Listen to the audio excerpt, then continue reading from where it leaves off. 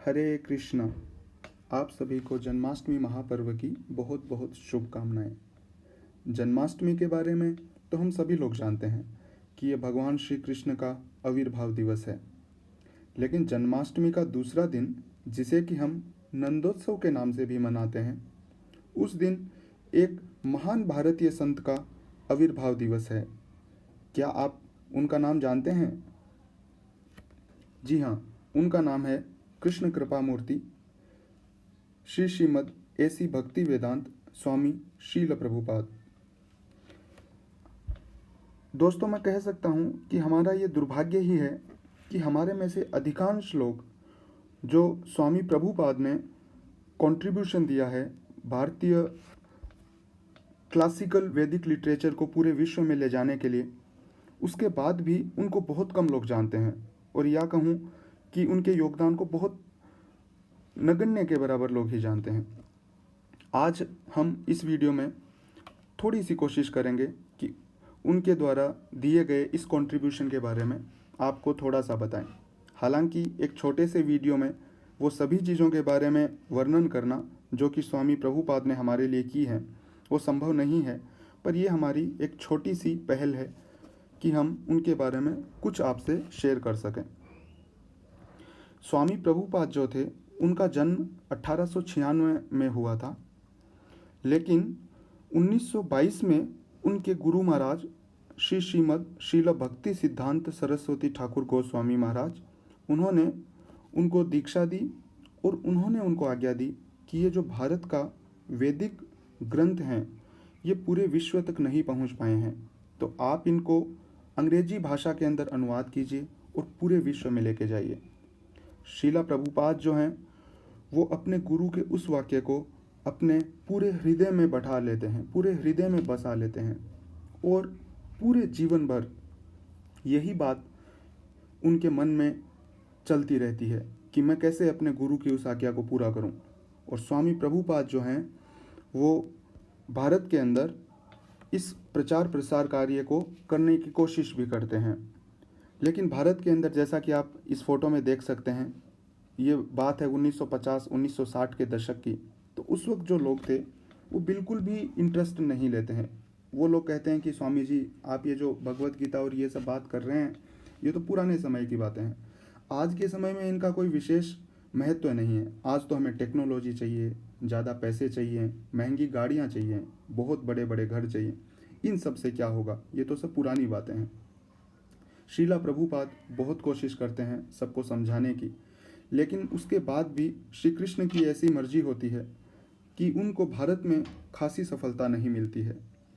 अंततः 1965 के अंदर वो डिसाइड करते हैं कि अपने गुरु की आज्ञा को पूरा करने के लिए वो विदेश जाएंगे, और स्वामी प्रभुपाद जो हैं वो अमेरिका रवाना हो जाते हैं। 1966 में वो अमेरिका पहुंचते हैं और उसके बाद वो वहाँ पे इस्कॉन की संस्थापना करते हैं, और वहाँ पे वो जो आधुनिक तकनीकी माध्यम होते हैं उनके द्वारा अपनी किताबों का ट्रांसलेशन स्टार्ट करते हैं, और साथ ही भारत की जो कल्चरल हेरिटेज है, भारत की जो संस्कृति है, उसको वो विदेशों के अंदर उसका प्रचार करते हैं। जैसा कि आप इस फोटो में देख सकते हैं, ये दोनों बाईं तरफ की जो फोटो है वो लंदन की है, दाईं तरफ की जो फोटो है वो अमेरिका की है। और ये दोनों जो फोटो हैं, इसमें आप ये कार्ड्स देख रहे हैं, ये जो कार्ड्स आप देख रहे हैं ये कार्ड हैं जगन्नाथ बलदेव और सुभद्रा मैया के। जैसा कि आप पूरी जगन्नाथ रथ यात्रा के बारे में जानते हैं, तो वो रथ यात्रा सबसे पहले सिर्फ जगन्नाथपुरी भारत में ही होती थी, लेकिन स्वामी प्रभुपाद इस तरीके के जो कल्चरल फेस्टिवल्स होते हैं उनको पूरे विदेशों के अंदर लागू करते हैं ये, और इस तरीके से भारतीय संस्कृति का प्रचार प्रसार और साथ ही में जो वैदिक ग्रंथ हैं उनका अनुवाद वो उसको जारी रखते हैं। और वो अपने गुरु की बात को इतना सीरियसली लेते हैं कि एकदम वृद्धावस्था के बाद भी आप देख सकते हैं इन फोटो के अंदर कि ये अंधेरा है और उनका शरीर जो है एकदम क्षीण हो गया है भौतिक रूप से, लेकिन उसके बाद भी वो रात को जग के 12 से 4 बजे तक, जब तक कि सब लोग सो रहे हैं, उस वक्त वो अपनी बुक्स का अनुवाद करते हैं। क्यों? क्योंकि उन्होंने अपने गुरु का जो एक वाक्य है उसको अपने पूरी तरीके से जहन में बिठा लिया था। और इस फोटो में हम देख सकते हैं कि स्वामी प्रभुपाद अपने भौतिक जीवन की इह लीला के अंतिम क्षणों तक बुक्स का ट्रांसलेशन कर रहे हैं, जैसा कि हम इस डिक्टाफोन में देख सकते हैं। इतना अथक परिश्रम, दिन रात मेहनत करके स्वामी प्रभुपाद जो हैं वो सारी अपनी जो इंडियन लिटरेचर की जो बुक्स हैं, इंडिया की जो क्लासिकल वैदिक बुक्स हैं, उन सबको दिन रात मेहनत के बाद में ट्रांसलेट करते हैं इंग्लिश के अंदर। और आज के दिन अगर हम देखें तो उनकी जो किताबें हैं ट्रांसलेट की हुई, वो 85 भाषाओं के अंदर उनका अनुवाद हो चुका है। और ये जो सारी किताबें हैं इनका कुल मिला के 560 मिलियन से भी ज़्यादा प्रतियां डिस्ट्रीब्यूट हो चुकी हैं। और 560 मिलियन, 1 मिलियन का मतलब 10 लाख होता है, तो आप सोच सकते हैं कि उनका योगदान कितना बड़ा है।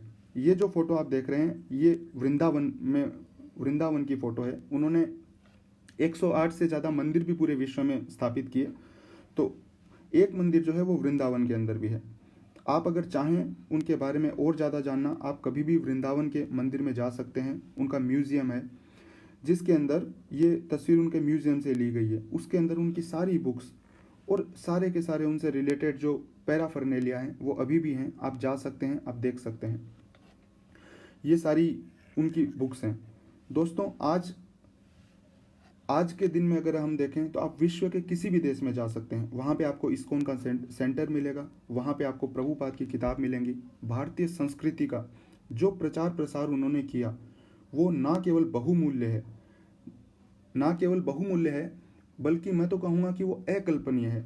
और हम सोच भी नहीं सकते हैं कि एक आदमी जो कि अपने 70 साल की उम्र के अंदर, जिसकी जेब में सिर्फ 40 रुपये हैं, वो लेके 1965 में अमेरिका जाता है और उसके बाद में वो इतना बड़ा एक आंदोलन और एक मूवमेंट को खड़ा कर देता है कि जिसकी कल्पना की भी नहीं जा सकती है। ना इतिहास में इससे पहले ऐसा कभी हुआ। और इसीलिए हम कह सकते हैं कि स्वामी प्रभुपाद जो थे, जैसे अगर हम उनको देखते हैं तो देख के पहला ख्याल ये आ सकता है कि चलिए ठीक है भाई, आजकल बहुत से गुरु होते हैं आध्यात्मिक, तो उसी तरह वो भी एक गुरु हैं। लेकिन दोस्तों, अगर हम उनके कंट्रीब्यूशन को देखते हैं तो हम एकदम साफ साफ देख सकते हैं कि वो कोई सामान्य आध्यात्मिक गुरु नहीं थे।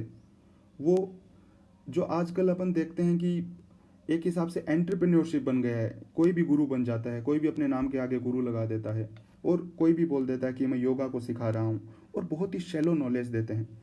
अगर हम उनकी बुक्स को देखते हैं, स्वामी प्रभुपाद की बुक्स को देखते हैं, तो हम देखते हैं कि उन्होंने हमें वैदिक लिटरेचर को एज इट इज़ दिया, और उनका जो कंट्रीब्यूशन है वो हम देख सकते हैं कि एकदम अलग है और सबसे ऊपर हमें दिखाई देता है। कहते हैं ना, प्रत्यक्ष को प्रमाण की ज़रूरत नहीं होती है। तो दोस्तों, हम बस अंत में इतना ही कहेंगे कि स्वामी प्रभुपाद वैसे तो 1977 में भौतिक रूप से चले गए, लेकिन जैसा कि कहा जाता है कि जो संत होते हैं वो कभी जाते नहीं हैं, उसी तरीके से Swami Prabhupada lives forever by his divine instructions and the followers live with him. तो हम आज भी उनका संग प्राप्त कर सकते हैं, बट कैसे कर सकते हैं? उनके दिए गए लिटरेचर्स को, उनके दिए गए सारी बुक्स को पढ़ करके। उनकी सबसे जो इम्पोर्टेंट बुक्स हैं, Bhagavad Gita as it is, और कुछ बुक्स का हम लिंक भी आपको नीचे डिस्क्रिप्शन में शेयर कर देंगे। तो चलिए, आज के दिन हम सभी लोग ये प्रण लेते हैं कि हम उनकी बुक्स को ज़्यादा से ज़्यादा पढ़ें और बाकी लोगों को भी इनके बारे में भी बताएं, ताकि सभी का जो जीवन है वो सफल हो सके। Hare Krishna. Thank you very much.